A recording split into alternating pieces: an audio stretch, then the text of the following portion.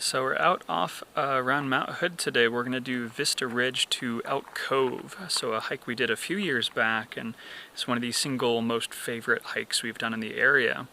And today, maybe interesting video-wise, is I am trying my new camera for the PCT, that Olympus OM-D E-M5 Mark II. Nice, lovely, ridiculously long name.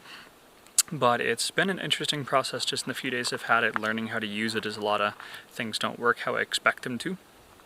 And it's just a much more professional grade camera than the Canon I was using before, so it takes much more specific settings and approach to get really good results. So the video might be interesting today, and we'll just see what comes out of it. But with that, it's really hazy today, well, fires are bad. And it's kind of a low haze day, but even being like right on the mountain, it's pretty smoky out here, at least as far as the haze goes for the mountain. It doesn't smell too bad and whatnot. But we're just gonna get started. I'm looking forward to not just the beautiful views where at altitude there should be quite a few wildflowers left, but also seeing how much easier this is than a few years ago, given that I'm like 60 pounds lighter and have done a little bit of hiking in the meantime. So I will show you as we go.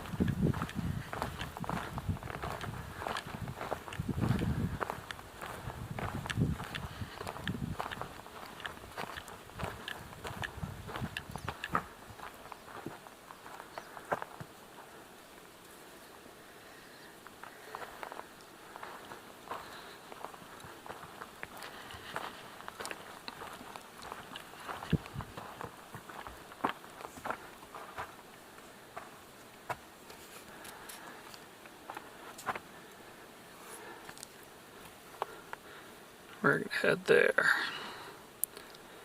Today we were gonna head from Pinnacle Ridge, but apparently there's either the road or a road being serviced, I guess, so it's closed. But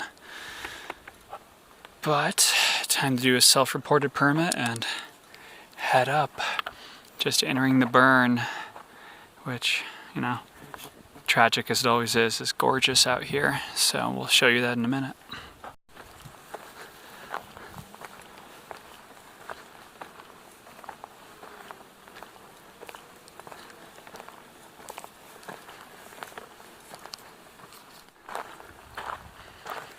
I'm really curious. Don't know if it's a different kind of tree or what, but so you can see most of the trees here are all reaching off the mountain, and don't know why. Don't know if it was just their way of getting sun, or if because they were smaller the fire just like bent them somehow. Which does mean, if you know, let me know. And I didn't really show you earlier, but we have had Hood be kind of a constant presence throughout here. Given the burn, it's just kind of ever-present until you get to Timberline Loop itself. And then, well, you work your way around, Barrett Spur, and suddenly, boom, even though you're generally at the mountains, so views are pretty good. Some berries that are coming in.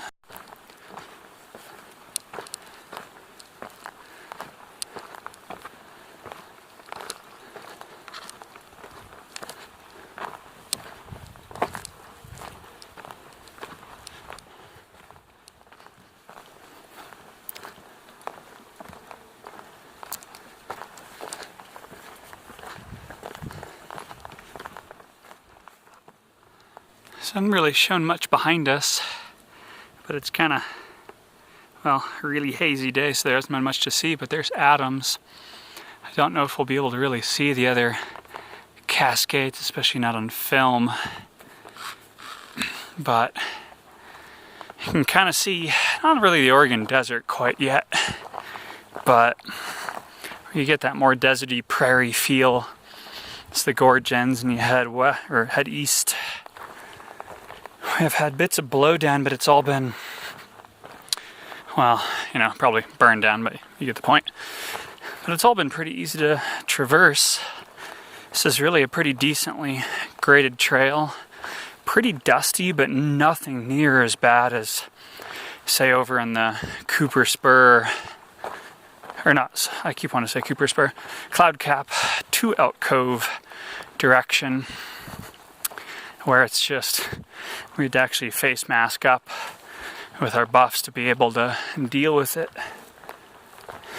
But that said, it's only like 70 out here, just a bit exposed with the sun, but not bad. A few people coming off because, as usual, we started at 1 o'clock. But gorgeous still anyway. Looking forward to getting up and close to Hood pretty soon. But for now, it's these gorgeous meadows.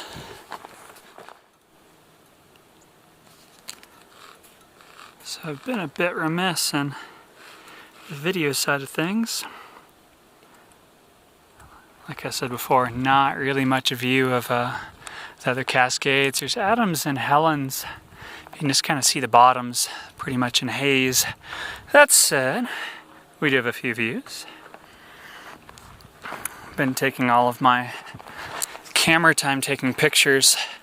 One of the things I love about this camera is it has a high resolution mode, where for those interested in the geeky technical side, the simple description is the camera pixels get shifted to 8 positions, so you have every color pixel in every position, and that shift lets it give me a 40 megapixel picture that for color gives better detail than some of the highest end Nikons that have sensors way bigger than this camera. But it does take several seconds, so you have to tripod mount it, and your subject can't really move. That means that I did bring my tripod, and I've been popping it up for some of the better views. It just made me kind of forget about the whole video thing. So we're still just wrapping up Vista Ridge, and we'll be on Timberline proper in a minute. Just all the photos have made me really slow. So, as you can see, it's a fantastic trail. I mean, the color out here is weird because of the smoke. It's slightly rose tinted. With the haze makes the mountain look kind of brown. But I will check back in with you as we get closer to the junction. So, here's our junction. This is Timberline Trail. Cairn Basin that way. Elk Cove that way. So, we're about to hit a meadow in just a second. So, well, might as well just keep this rolling for a second. I want to say this is Wyst Basin, but that may actually be behind us, back towards Cairn Basin, I don't recall, but I think this is Wyst. Which, if I recall, I think Wyst is actually the name of Mount Hood itself, and actual original native.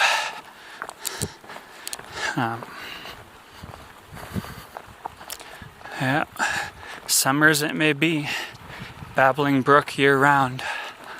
So, and just as a reminder, there's no camping allowed in these meadows.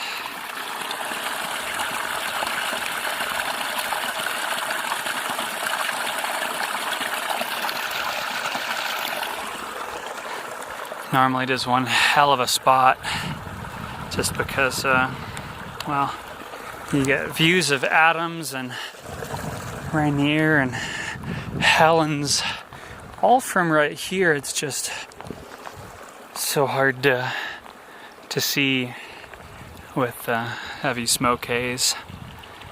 But it's we're a little bit late for, I think, peak wildflower season for some varieties, but this is just one of our favorite areas. So I'm gonna just keep pushing ahead as I'm really taking my time today. So please stay off the meadow itself. Just really vulnerable, but beautiful.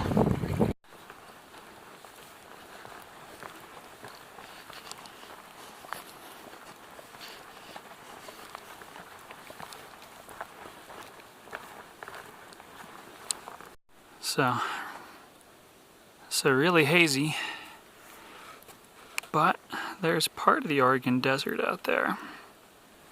I mean, it really is kind of I'm not sure it's really quite true desert there yet, since as you head out east, there's a lot of plains and kind of scrubland, so it makes it hard to say desert, but we definitely do have some real Oregon desert. I mean, we have the Oregon Desert Trail, but that's quite a ways out there, which hopefully we'll be taking a look at later this year.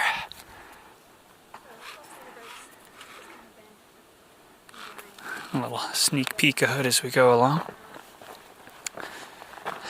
Either way, just thought I'd point at the desert. A few of these camping spots, which aren't too bad. We're try to keep in mind for in a few weeks when we're out here for the full loop. We were wanting to take a look at like Dollar Lake, Cairn Basin, just kind of add a couple extras since this is with Pinnacle Ridge trailhead closed because they were doing some kind of work on the road itself, some forest road or something. Hoping to add some more, and that was going to be a harder trail than this. But we just kind of suck at getting out here early. We tend to manage to stay up late the night before, sleep without an alarm, so we're well and rested, which I gloriously was for 2 nights in a row, which has been nice. There's meadows all over the place. But just for time purposes, we didn't actually get on trail till 1 p.m. And we're really taking our time, so I think it's just going to be a Vista Ridge Elk Cove. We're not quite hitting it during as much of the bloom, and this was very much one of my favorite hikes we'd ever done, and it left such an impression. But it was really the first time I had hit a trail in what I felt like was real wilderness, because our first year or two doing much hiking was really all Forest Park and at the beach and some fun stuff, but just nothing really wildernessy. And then we started getting into the gorge and many mountain summits, and this was the first time we got out and really felt like we were out there. And so it was kind of a special hike for us, at least for me. And returning to it, I love it, but it's definitely doesn't have quite the impact. But that's what other adventures are for. I'm gonna turn the camera off for now and keep my ears peeled. There's quite a few pika in these rock formations, these talus fields, which, to be honest, probably is what they actually came up with the Pikachu character after. Who knows? Could be something else. But they're small, like gopher, squirrel things, but bigger than squirrels, smaller than marmots. And they like to squeak and yell at you. So, check in a few. As Chelsea was just saying, anytime we're hiking around major peaks, they just sneak up on you, and you just, well, we walk around a corner and it's like, boom, Mount Hood. Usually most when we're driving, but oh, it's just gorgeous. Sorry if my voice was suddenly getting loud. I keep going up to use the viewfinder, and when I shoot video, it shows it just on the LCD screen. LED. LCD. And so all of a sudden I have my voice really close while talking. But these are the full-on large talus fields that we've run into pika. So hopefully we'll get to see some critters. Me talking the whole time probably isn't helping. But I just want to share this with all of you. And a lot of you, any locals that actually have found me on YouTube probably are familiar with it or have seen it, but all you PCT folk, probably not so much. Not until you get here, and you won't see this side of it, unless you take a delay to do the loop. There's a pika squeak. Don't know if you can hear that, but definitely a squeak off there somewhere. I'm gonna just stop the video and I'll bring it back in a second because I'm just getting distracted. Or not distracted, but I just don't shut up. As Chelsea always says, remind you of the Lorax at all? So we are working our way into Elk Cove. And well, you can see this is pretty year-round water as we're at the height of summer. We've already hit a record for the most 90-degree days during like July or August already or something like that, and we're only partway through. But just the sheer amount of greenery, not just along the edges of the creek, but working its way up is just this is why we do this. It's just absolutely gorgeous out here, and the whole time I don't think I've heard a single man-made noise that wasn't a person themselves, and that was just some people somewhat quietly talking and passing. So we just get to wind through this and stop at the water source, take a few, get some water, hang out, get some good pictures if I have the patience and time to take some pictures with my tripod out, since, well, we're really right at the foot of Waste itself. Well, get some food and head back out. So here's the major water itself. There's a couple spots when we did our backpacking last year. This is where we came to get water, and then we camped about a quarter mile past this. So I think I'm gonna plop down and enjoy some food and water. Just working our way out of Elk Cove. I don't tend to do as much photography on the way back, or let's say not as much video, just because normally I'm like, well, there's the thing, got to the destination, done. And I'm a bit tired, but the return views are definitely still fantastic, especially before we turn away from Mount Hood here in a second, because, oh, can you tell me that's not fantastic? Idyllic to say the least. But that said, I'll show here and there, but I don't usually do a whole lot on the way out. I usually forget to do a wrap up, so this might be it, I don't know. I'm trying to get better at that. The haze is going down at this hour, especially being so close. But uphill I go, so maybe see you in a few. Yeah, could be skunk cabbage. So I just wanted to show a little bit of this return view. I mean, not just the talus, but that really cool dark rock face. First time we did this, just came back in the corner and just went, oh, it's kind of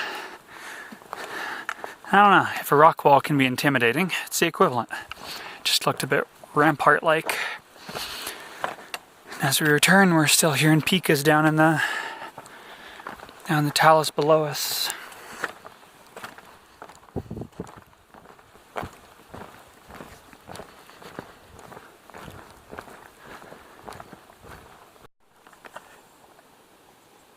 It's gotta be a rock crumble.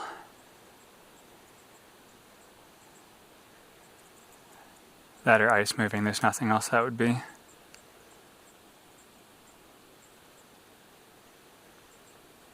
I'm guessing some talus shifted. I just hope no one was up there. Yeah.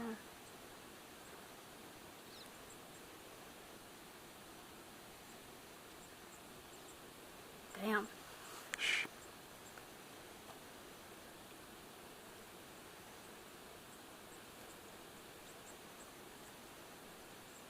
Just wanted to make sure there were no human noises. Yeah.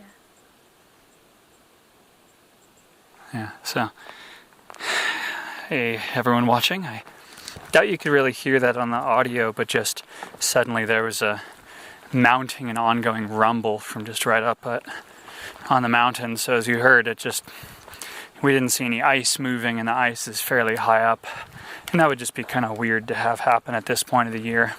These avalanches are mostly a early season thing before.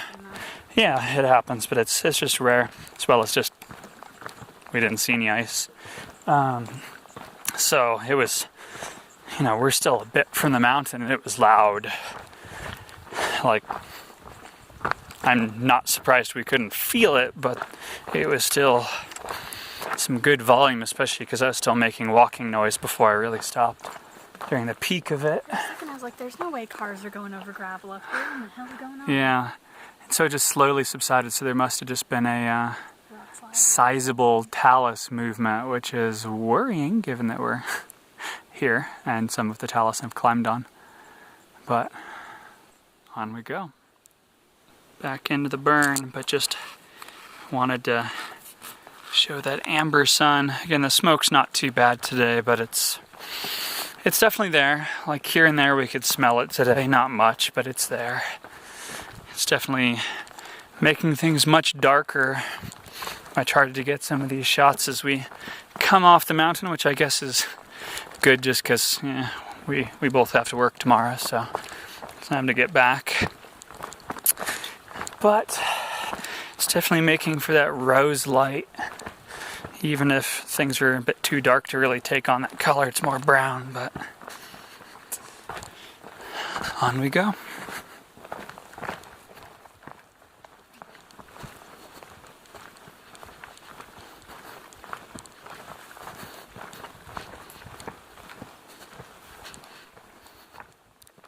So this isn't capturing it at all, but I had to at least try. I'm not going to point my camera at it for more than a second or two, even with all this haze, but the sun is complete, as my phrase has become with all of our fires, Tatooine fiery orange. Like it looks like a bright neon, almost blood moon. Not copper, much more fiery orange, but just incredible. And for some reason, just my camera will not pick it up. It's just, I think it's too bright of a single source. But that's a thing. We're almost back to the car. We'll be back in 20 minutes or something like that, and we're done for the night. So I've been better about catching up or doing videos on the way back, but just had to show that on the way. On we go. So here we are. People staying overnight and Yeah, this was busy as hell. There was like 2 spaces left. But we're done for the night. See if I can turn this around without dropping it at the moment. But yeah, we were just kind of overall talking that this isn't a crazy hard trail. Talking 9-ish miles and like 2,400 feet probably by the time we're done with it. But just we haven't hiked the most as much as we'd like. Exercise has been PT work's been kind of So it's just with that situation, My feet are a little bit achy, but like I won't feel any of it tomorrow, so just training wise it feels good. So well, I'm gonna jump back in the car because we have a bit of a drive, and next weekend is PCT day, so we're hoping to get out and do not McNeil Point. What's it called? McNeil Point's here on Hood. Yeah. I can't remember. I don't remember. The short thing on the east side of the Oregon Gorge. Mitchell Point. Mitchell Point, yeah. Short but steep, just so we can fit in both, and maybe BPA Road or something steep-ish, you know, relatively speaking, in Forest Park on Sunday, and then following weekend, something tall. Very tall. Something at least Dog Mountain equivalent, because I think we're very much ready for that. But not Dog Mountain. I don't remember what. I'll see you next time.